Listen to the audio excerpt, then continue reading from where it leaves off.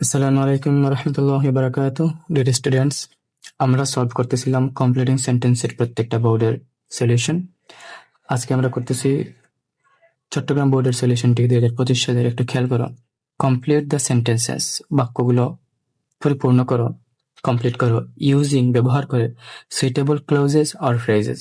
কোন প্রশ্ন হচ্ছে, আগে জানতে হবে ক্লজ কি বা ফ্রেজ কি। ক্লজ হচ্ছে এক কথায় বলতে গেলে যাবতীয় সেন্টেন্স যেখানে সাবজেক্ট থাকবে, ভার্ব থাকবে। ভার্বের মধ্যে হইতে পারে ফাইনিট ভার্ব অথবা নন ফাইনিট ভার্ব, তারপরের আলোচনা। তাহলে ফ্রেজ কি? ফ্রেজ হচ্ছে যেখানে না থাকবে সাবজেক্ট, না থাকবে ভার্ব। ক্লিয়ার? ওকে। একজন ভালো স্টুডেন্ট বা খারাপ স্টুডেন্ট যে গ্রামারের 60 মার্কের মধ্যে ভালো মার্ক তুলতে চায় তাকে অবশ্যই কমপ্লিটিং সেন্টেন্সে ফোকাস দিতে হবে, কেননা এই কোয়েশনে 10 মার্ক, বাকি প্রত্যেকটা কোয়েশনে হয় 5 মার্ক নতুবা 7 মার্ক, এবং কম্পারেটিভলি এটা অনেক সহজ বলা যায়। এবং সহজ না হলেও তুমি হচ্ছে 3 থেকে 4 মার্ক মুখস্থ পেয়ে যাবা। কিভাবে? 2025 সালের কোয়েশ্চেন প্যাটার্ন অনুযায়ী এই কমপ্লিটিং সেন্টেন্সের কোয়েশ্চনে একটা বা দুইটা প্রবাদ থাকে। প্রবাদ কি? যেগুলো আমরা মুখস্থ রেখে আগ থেকে, সেখানে কোনো রুলস নেই যে আমরা মুখস্থ ইউজ করে ফেলবো।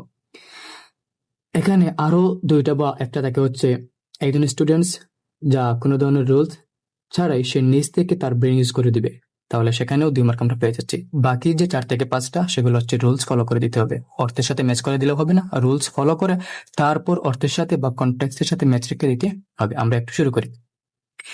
I think you are irregular in studies. আমি মনে করি তুমি পড়াশোনায় অনিয়মিত বা অমনোযোগী। বি অ্যাটেন্টিভ, মনোযোগী হও। লেস্ট। ওকে, রুলসটাকে তাহলে লেস্টের রুলটা হচ্ছে এরকম, তোমাদের জন্য আমি লিখে রেখেছি, আমরা আলোচনা করবো অবশ্যই কিছু রুলস। দেখো, লেস্টের বাংলা অর্থ হচ্ছে পাছে বয় হয়ে যে, অথবা না হলে, অথবা নচেত। আমার বাবা টিচার ছিলেন, উনি আছেন এখনো, নচেত বলতেন। ওকে, তো এরপরে তোমাকে অবশ্যই একটা সাবজেক্ট বসাতে হবে। এখন অনেক ক্ষেত্রে সাবজেক্ট না দেওয়া থাকতে পারে, তোমাকে বুঝে নিতে হবে সাবজেক্ট কি। তারপরে শুড বসবে অথবা মাইট বসবে। বাচ্চারা দেখো, শুড বসবে অথবা কি বসবে? মাইট বসবে। এখন প্রশ্ন হচ্ছে, মডেল এত এত বার থাকতে শুড কেন বসবে বা মাইটি কেন বসবে? মাইটের ব্যবহার সবচেয়ে কম, আমরা সবচেয়ে বেশি ইউজ করি শুড। তো এই লিস্ট নিয়ে নর্মালি হয় কি, কমপ্লিটিং সেন্টেন্সের এই রুলস গুলোর বিস্তারিত আলোচনা পাওয়া যায় না। আমি প্রত্যেকটা এরকম রুলসের বিস্তারিত আলোচনা, ডেপথ অ্যানালাইসিস আমি আমার চ্যানেলে ভিডিওতে দিয়েছি, তোমরা দেখে নিও। আমি ডেসক্রিপশন বক্সে দিব এবং উপরে দিয়ে দিলাম। তাহলে শুড বা মাইট বসবে, তারপরে বসবে ভি1 অর্থাৎ ভার্বের বেস ফর্ম। ভার্বের বেস ফর্ম কেন বসবে? কেননা গ্রামারের ফিক্সড রুলসই হচ্ছে মডেল ভার্বের পরে অলওয়েজ ভার্বের বেস ফর্ম হয়। তারপরে এই ডট ডট মানে হচ্ছে তুমি উপরের সাথে বা কনটেক্সটকে ফলো করে কোনো একটা কিছু দিয়ে এটা কমপ্লিট করবা। তাহলে আমরা দেখি, বি অ্যাটেন্টিভ, মনোযোগী হও। মনোযোগী না হলে কি হবে? নচেত ইউ, তোমরা অনেকে উইল দিবা, খেয়াল রাখবা এটা রুলস, উইল বসবে না। ইউ শুড, আমরা নিব ভি1, তাহলে আমরা ফেল নেই। You should fail in the examination, তুমি তাহলে পরীক্ষায় ফেল করবা। তারপরে দেখো, there are many obstacles in our way to success. There are many obstacles, অনেক বাধা বিপত্তি রয়েছে, in our way to success, আমাদের সফলতার পথে। উই মাস্ট, আমাদেরকে অবশ্যই, ওয়ার্ক হার্ড, কঠোর পরিশ্রম করতে হবে। সো দ্যাট হচ্ছে এমন একটা এক্সপ্রেশন যার বাংলা অর্থ হচ্ছে যাতে, অর্থাৎ আমরা কোনো একটা কাজ আগে থেকে করে রাখবো যাতে কোনো একটা কিছু হয়। রুলসটা কি? রুলসটা একটু তোমরা খেয়াল করো। রুলসটা হচ্ছে সো দ্যাট, মোটামুটি বাংলা অর্থ হচ্ছে যাতে, এবং ইউজ করা হয় ফলাফল বোঝাতে। এখন রুলসটা হচ্ছে সো দ্যাট এর পরে সাবজেক্টের প্রনাউন বসবে, যেমন রহিম থাকলে হি বসবে। হুম এরপরে ক্যান, কুড, মে, মাইট। ভালো করে খেয়াল করো, ক্যান, কুড, মে, মাইট, এই 4টার মধ্যে একটা বসবে। আর এইগুলো যেহেতু প্রত্যেকটা মডেল, তারপর অবশ্যই আমরা ভার্বের বেস ফর্ম নেব। এরপরে কনটেক্সটের সাথে ম্যাচ রেখে তুমি কোনো একটা কিছু দিয়ে দিবা। মনে রাখবা, কনটেক্সট ম্যাচ না করলে তুমি রুলস ফলো করলেও 0 পাবা। এখন দেখো, এখানে 4টা আছে, বসবে মাত্র একটা। সো দ্যাট এর আগের ক্লোজে বা আগের পার্টে যদি প্রেজেন্ট টেন্স হয় তাহলে তুমি ইউজ করতে পারবা ক্যান অথবা মে, কেননা এই দুটো হচ্ছে মডেলের প্রেজেন্ট টেন্স। আর যদি কুড অথবা মাইট বসাতে হয় তাহলে খেয়াল রাখতে হবে সো দ্যাট এর আগের পার্টটা পাস্টে আছে কিনা। ওকে, তাহলে আমরা একটু দেখি এখানে অ্যাকচুয়ালি কি আছে। There are many obstacles in our way to success, অর্থাৎ আমাদের সফলতার পথে অনেক বাধা বিপত্তি রয়েছে বা আছে। এটা একটা কমন স্টেটমেন্ট যা একটা প্রেজেন্ট টেন্সের অন্তর্ভুক্ত। উই মাস্ট ওয়ার্ক হার্ড, আমাদেরকে অবশ্যই করে পরিশ্রম করতে হবে। সো দ্যাট, যাতে আমরা কি নিব? তাহলে সাবজেক্টের প্রনাউন নেব। সাবজেক্ট হচ্ছে উই, প্রনাউন কি বসবে? উই বসবে। সো দ্যাট উই ক্যান অথবা মে নিব অবশ্যই, কেননা প্রেজেন্টে। তাহলে আমরা কি নিব? আমরা ক্যান নিচ্ছি। So that we can. আমরা অ্যাচিভ নেই, V1 আমরা অ্যাচিভ নিচ্ছি, ACHIEVE achieve, so that we can achieve, আমি লিখে দিচ্ছি আওয়ার গোলস, আওয়ার গোলস। তোমরা স্পেলিং দেখে নিও, so that we can achieve our goal, যাতে আমরা আমাদের লক্ষ্যে পৌঁছাতে পারি। তারপরে দেখো, Jamil had an accident yesterday. জামিলের গতকালকে একটা অ্যাক্সিডেন্ট বা দুর্ঘটনা হয়েছিল, হোয়াইল, যখন হি। হোয়াইল কি? হোয়াইল হচ্ছে এমন একটা এক্সপ্রেশন যার বাংলা অর্থ হচ্ছে যখন, বাট কি বোঝায়? একসাথে দুটো ঘটনা হচ্ছে এমন বোঝায়। ওকে, আমরা একটু দেখে আসি রুলসটা কি বলে। হোয়াইল অ্যাকচুয়ালি দুইভাবে সলভ করা যায়। বাচ্চারা দেখো, হোয়াইলকে দুইভাবে সলভ করা যায়, যেটা আমরা পারি বা আমরা শিখে আসছি, while plus B1 plus ING. তবে যদি হোয়াইলের পর সাবজেক্ট থাকে, এরকম আমরা অনেক কিছু পড়ি, রুলস বলে একটা, তবে যদি সাবজেক্ট থাকে তাহলে রুলস হয় আরেকটা। এখন দেখো, Jamil had an accident while, এরপরে কিন্তু কোনো সাবজেক্ট নাই, তাহলে সরাসরি B1 প্লাস আইএনজি, অর্থাৎ ক্রসিং দ্য রোড। তবে হোয়াইলের পর যদি সাবজেক্ট থাকে তাহলে কি করতে হবে? পাস্ট কন্টিনিউয়াস টেন্স ইউজ করতে হবে। And you know that past continuous মানে হচ্ছে সাবজেক্ট প্লাস ওয়াজ অবলিকুয়ার প্লাস B1 প্লাস আইএনজি। তাহলে Jamil had an accident while he কিন্তু সাবজেক্ট, এখন তোমাকে ইউজ করতে হবে পাস্ট কন্টিনিউয়াস টেন্স। দুইটা কাজ তো একসাথে ওঠে না, একটা কাজ আগে ঘটে, যেটা আগে ঘটে সেটা হচ্ছে পাস্ট পারফেক্ট, আর যেটা পরে ঘটে সেটা হচ্ছে পাস্ট ইনডিফিনিট। আমরা যখন পাস্ট পারফেক্ট টেন্স পড়ি তখন আমরা অনেকেই এগুলো ভালো করে পারি। এখন দেখো তাহলে এখানে কি বসবে? Jamil had an accident yesterday, জামিলের গতকালকে একটা ঘটনা ঘটেছিল, দুর্ঘটনা ঘটেছিল। হোয়াইল, যখন সে কি করতেছিল? Was crossing the road. হি যেহেতু থার্ড পারসন সিঙ্গুলার, আমরা ওয়াজই নিব। While he was crossing the road. পারা যাবে? ওকে, গুড, তোমরা ভালো স্টুডেন্ট, আমি জানি পারবা। দেয়ার গোজ এ প্রবার্ব দ্যাট, এই যে বললাম না প্রবাদ চলে আসছে, এই কোয়েশ্চনে প্রবাদ আসছে দুইটা, ঢাকা বোর্ডে আসছে একটা। দেয়ার গোজ এ প্রবাদ দ্যাট, এমন একটা প্রবাদ রয়েছে, তো কেমন রয়েছে? কত না প্রবাদ আছে, তো তুমি কোনটা জানবা? তোমাকে হিন্ট দেয়া আছে, so we should make friendship with a gentleman. ভালো করে খেয়াল করো, অনেক অনেক প্রবাদ রয়েছে আমরা জানি, তো আমি সেখান থেকে কোনটা লিখবো? আমি যদি একটু সামনে যাই, এখানে একটা গ্যাপ আছে, তারপরে বলা আছে so we should make friendship, সুতরাং আমাদের বন্ধুত্ব করতে হবে উইথ জেন্টলম্যান, মানে ভালো মানুষের সাথে। তাহলে বন্ধুত্ব নিয়ে একটা প্রবাদ আছে এরকম যে, a man is known by the company he keeps, অর্থাৎ একজন, সঠিক বাংলাটা হচ্ছে সৎসঙ্গে স্বর্গবাস, অসৎসঙ্গে সর্বনাশ।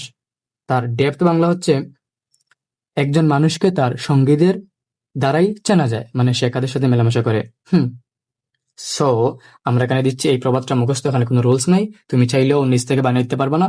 এটা হবে a man is known by the COM, company মানে হচ্ছে কোম্পানি না, কোম্পানি মানে হচ্ছে সঙ্গ, by the company he keeps. এরকম 10 থেকে 20টা প্রবাদ তোমাকে মুখস্থ রাখতে হবে। তারপরে দেখো, corruption is a bottleneck to our national development. Corruption, দুর্নীতি, এটা বাংলাদেশে সবচেয়ে বেশি চলে। Is a bottleneck to hour development, bottleneck মানে হচ্ছে অন্তরায়, বাধা, সংকট, টু আওয়ার ন্যাশনাল ডেভেলপমেন্ট, অর্থাৎ দুর্নীতি হচ্ছে আমাদের জাতীয় উন্নতির অন্তরায়। ইট ইজ হাই টাইম, এটাই উপযুক্ত সময়। ইট ইজ হাই টাইম নিয়ে বিস্তারিত একটা আলোচনা, ইট ইজ হাই টাইম কেন হয়, ইট ইজ হাই টাইম কি বোঝায়, তা নিয়ে একটা ভিডিও আমি তোমাদেরকে দিয়ে দিলাম উপরে, এবং ডেসক্রিপশন বক্সে তোমরা দেখে নিও ফর বেটার এক্সপিরিয়েন্স। এখন দেখো অ্যাকচুয়ালি আর কি বোঝায়? ইট ইজ হাই টাইম বোঝায় অনেক আগে একটা কাজ করা উচিত ছিল, করি নাই, তাই এখনই করতে হবে, এরকম। যদি দেখো হয়লের মতোই ইট ইজ হাই টাইম পরে তোমার ইচ্ছা মতো 2 প্লাস B1 দিয়ে তুমি সলভ করতে পারবা, প্লাস কনটেক্সট ফলো করে একটা কিছু দিয়ে দিবা। তবে যদি it is high time plus subject থাকে, তারপরে তোমাকে অবশ্যই বিডি বসাতে হবে। এখন মনে করো পরীক্ষা দেওয়া আছে শুধুমাত্র ইট ইজ হাই টাইম, তুমি চাইলে 2 প্লাস B1 দিতে পারবা। তুমি যদি মনে করো না আমি 2 প্লাস B1 নিব না, আমার পছন্দ না, আমি সাবজেক্ট নিব, তারপরে অবশ্যই বিডি ইউজ করতে হবে। তারপরে কনটেক্সটকে ফলো করে কোনো কিছু একটা দিয়ে দিতে হবে। এখন তোমরা অনেক হয়তো বুঝো না কনটেক্সট ফলো করা মানে কি। দেখো আমি দিতে পারি it is high time to sleep, it is high time to go, কিন্তু হচ্ছে, বাট প্রশ্নে দেওয়া আছে corruption is a bottleneck to our national development, অর্থাৎ দুর্নীতি হচ্ছে আমাদের জাতীয় জীবনের অন্তরায়।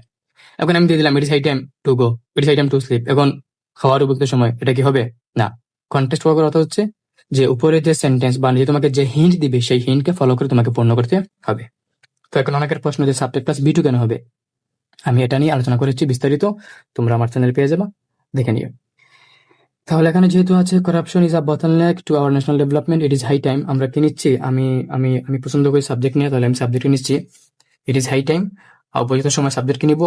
আমরাই নেই, সাবজেক্ট হচ্ছে আমি নিচ্ছি, আমরা, উই, তারপরে কি বসে B2, তাহলে we took, T-double-O-K, took, take, took, taken, we took NECESSARY, we took necessary steps. এখন এই সময় প্রয়োজনীয় পদক্ষেপ নেয়ার আসলে আমরা নেই না। যাই হোক, তারপরে তোমাদেরকে আমি একটু বলবো যে বিষয়গুলা, কিছু বিষয় এরকম আছে যে ব্যক্তি বুঝালে হু বসে, এখানে হু দিয়ে দিয়েছে, নর্মালি তোমাকে দিবে না। টাইম বুঝালে হুয়েন বসে, হ্যাঁ। প্লেস বুঝালে হয়ার বসে সামনে আসতেছে। তো হি হু তোমাকে হিন্ট দেওয়া আছে makes a glorious result in examination, এটা তোমার নিজ থেকে। আমরা এতক্ষণ পরে আসছি রুলস দিয়ে বা প্রবাদ দিয়ে, এখন একটা আসছে যা আমরা নিজ থেকে পারবো। সো হি হু, যেহেতু তোমাকে হু দেওয়া আছে, তাহলে তুমি এখানে এমন কিছু বসাবা যার সাথে ম্যাচ করবে। তাহলে makes a glorious result in examination, পরীক্ষায় ভালো ফলাফল করে। গ্লোরিয়াস রেজাল্ট কে করে? যে ভালো পড়াশোনা করে। তাহলে হি, সে, হু, যে। যেহেতু সিঙ্গুলার, তাহলে আমরা স্টাডিজ নিচ্ছি, STUDIES, he who studies hard, সে যে কঠোর পড়াশোনা করে। তারপরে দেখো whenever he speaks in English, whenever he speaks in English, একটা গ্যাপ আছে। তারপরে হিন্ট দেওয়া হচ্ছে উই লার্ন থ্রু মিস্টেক্স। আগে দেখো হুয়েনেভার হচ্ছে এমন একটা এক্সপ্রেশন যা বোঝায় যখনই। এখন যখনই মানে কি, দেখো আমি বাংলা বলি, যখনই সে ইংলিশে কথা বলে, তার মানে সে কিন্তু প্রায় বলে। প্রায় বলে মানে কি, এটা তার অভ্যাস। অভ্যাস মানে কি, present simple tense. Habitual fact, আমরা জানি সেটা কি হয়, প্রেজেন্ট সিম্পল টেন্সে হয়। তাহলে এই গ্যাপটাও পরিপূর্ণ করতে হবে প্রেজেন্ট টেন্সে। So we learn through mistakes, তার মানে আমরা ভুল থেকে শিখি। তাহলে আমরা বুঝতে পারতেছি এখানে কিছু একটা লিখতে হবে যা ভুলকে কেন্দ্র করে। তাহলে সে যখন ইংরেজিতে কথা বলে, সে অবশ্যই মিস্টেক করে, আর আমরা এই মিস্টেকের মাধ্যমেই শিখি। সো আমরা দিব whenever he speaks in English, subject তো আসবে হি, একটা ভার্ব আসবে, কি আসবে, মেক নাকি মেড? অবশ্যই মেক আসবে, কেননা প্রেজেন্টে। হি মেক তো হবে না, makes some mistakes, he makes some mistakes, we learn through mistakes. তারপরে দেখো students, we are a free nation now, 1971 is the year. We are a free nation now, আমরা এখন স্বাধীন জাতি। আমরা কি আদৌ স্বাধীন? আমরা জানি না।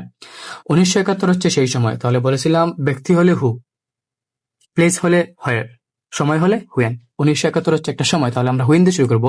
1971 ইজ দ্য ইয়ার হুয়েন, এরপরে তুমি তোমার নিজ থেকে, বললাম না নিজ থেকে দেওয়া যায়, তুমি তোমার নিজ থেকে দিয়ে দিবা। কি দিয়ে দিবা? যখন বাংলাদেশ স্বাধীন হয়েছিল বা বাংলাদেশ স্বাধীনতা অর্জন করেছিল, তাহলে আমরা দিচ্ছি হুয়েন।